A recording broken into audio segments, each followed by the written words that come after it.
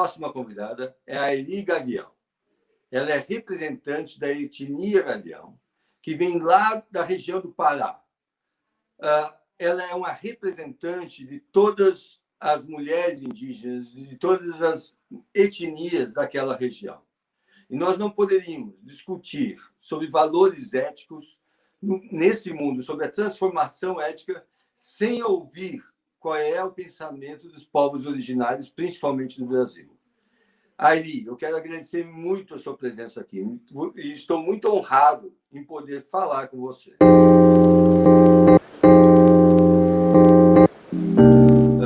Seja bem-vinda. Obrigada. Eu sou a Airi, do povo Gavião, do estado do Pará, Marabá, mas eu quero dizer que eu não sou representante de todas, porque hoje tem vários, a gente se dividiu, né? Tem vários, vamos dizer assim, várias aldeias, e com vários representantes que são líderes, né? E como eu saí muito cedo, eu saí da aldeia com 12 anos, mas daí eu me envolvo muito, não só com o meu povo, mas com várias etnias do Brasil, né? Eu tenho um trabalho com eles. E com isso, eu sou mais, vamos dizer assim, eu sou mais uma líder, né? Do que, sim, represento, porque eu sou uma gavião, e com isso, né? Mas nós temos assim, temos representantes dos seus territórios. E me diz uma coisa, como é que tem sido essa tua história de luta? Como você chegou até aqui, dos 12 anos até aqui, quando você saiu da tua aldeia, e você mora em Brasília hoje, como tem sido esse caminhar? Deve ter sido um caminhar, imagino eu, não muito fácil, cheio de lutas. Me fale um pouco sobre isso. Na verdade, foi um chamado, né? Eu iria para Manaus, onde eu tenho meus parentes de sangue, porque a gente considera não só parente de sangue, mas todos os povos originários a gente considera parente. E na última hora eu vi, por um acaso, eu esqueci o nome, mas é uma foto que naquela época é postal, né? Mandavam muito postal. E a minha amiga me mostrou um postal de Brasília. E na mesma hora eu fiquei encantada de eu vou para Brasília, sem conhecer ninguém. E assim, se eu estou indo para Brasília porque eu vou trabalhar em uma casa de família e estão precisando de uma outra pessoa, você não quer ir? Na mesma hora eu falei que sim.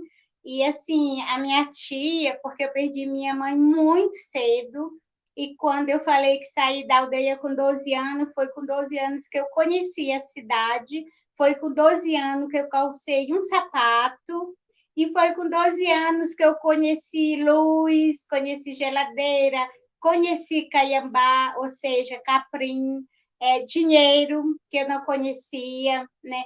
Então, assim, na cidade tudo girava em cima desse dinheiro. E para nós, lá na aldeia, não. Como a gente não conhecia, e a gente vivia bem sem esse caprim, né?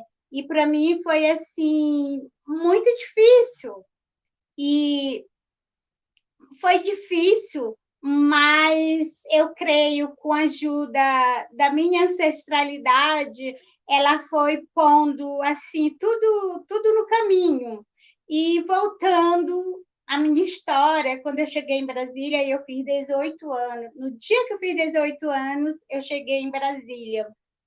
E quando eu cheguei nessa casa para trabalhar de doméstica, era uma família de duas moças. E aí eles perguntaram para mim se eu me importaria de chamar eles, os donos, de tio, e as moças com quem eu ia trabalhar de prima. Eu fiquei mesmo assim, meio que sem entender, mas eu disse que sim.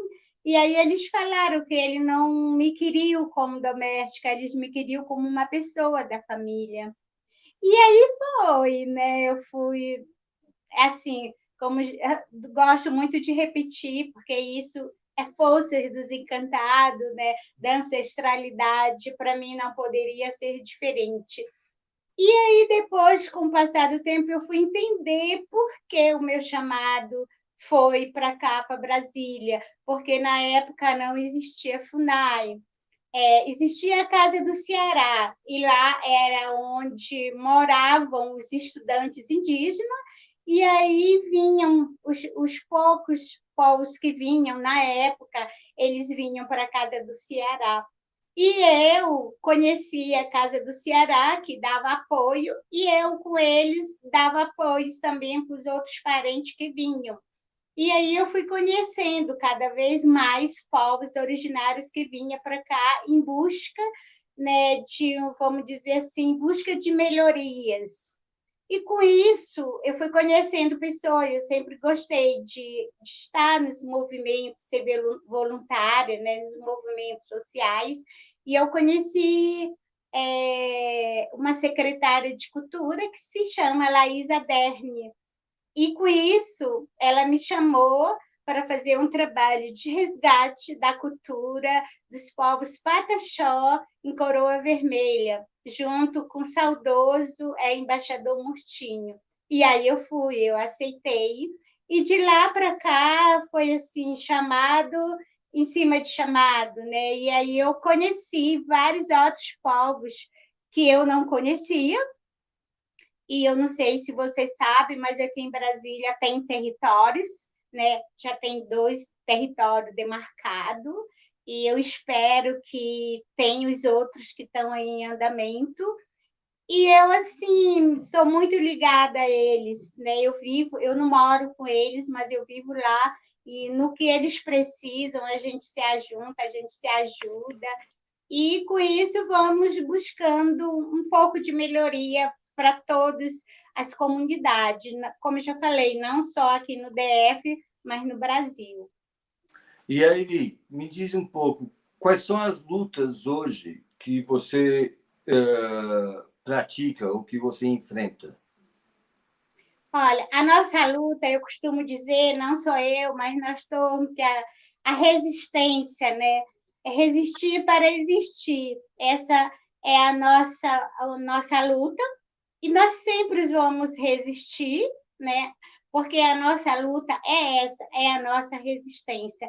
É a nossa resistência por visibilidade, é a nossa resistência por saúde, é a nossa resistência por educação, é a nossa resistência pela nossa cultura, tanto material como imaterial, e, enfim, é todas as lutas mesmo, a questão da visibilidade, do preconceito, que é imensa, e até hoje a gente tem muitos preconceitos de todos os lados. A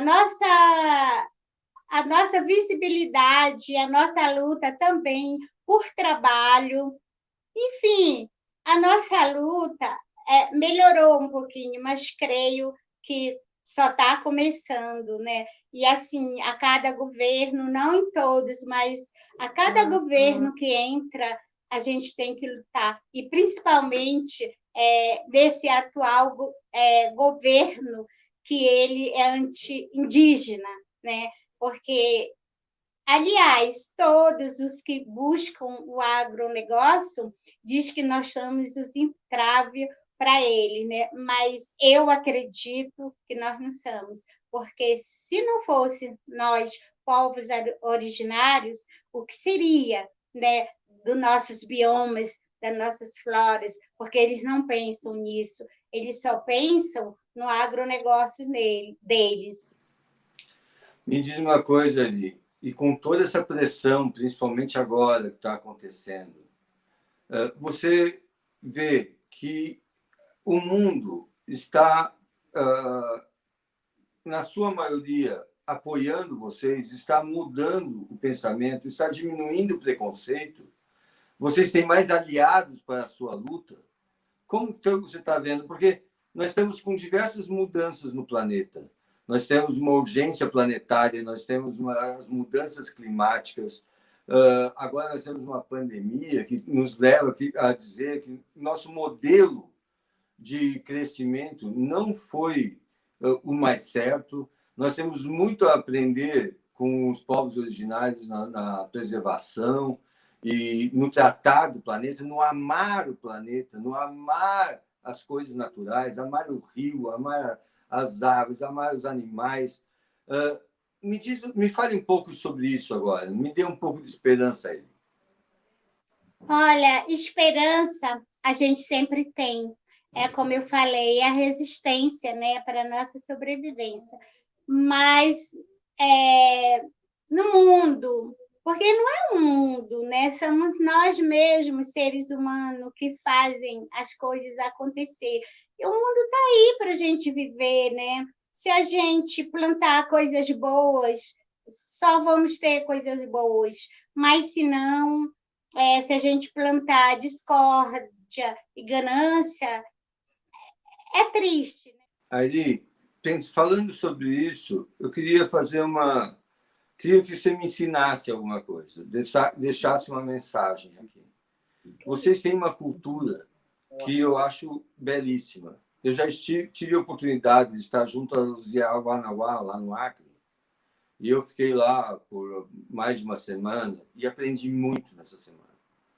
Então, eu queria que você deixasse alguns pensamentos, algumas filosofias, algumas crenças, princípios da tua cultura que poderiam ser utilizados pela nossa cultura, pela preservação dessa nossa casa comum, desse nosso planeta, dessa nossa casa, disso que é um bem para todos.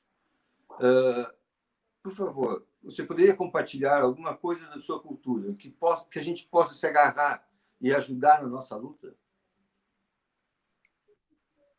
Eu gostaria que todos nós, seres humanos, pensássemos com carinho, né, na nossa Mãe Terra, na nossa Mãe Natureza, que não a agredisse e que pensasse nos nossos rios, né, que não poluísse, que não jogasse lixo, que cuidasse, assim como se fosse um filho seu, né, um ente querido que está doente e que agora, com essa pandemia que está aí, que repensasse em todos os seus pensamentos, em todos os seus modos de vida, né? E que repensasse, e que cuidasse, e que protegesse, porque, como eu falei, sem a nossa Mãe Terra,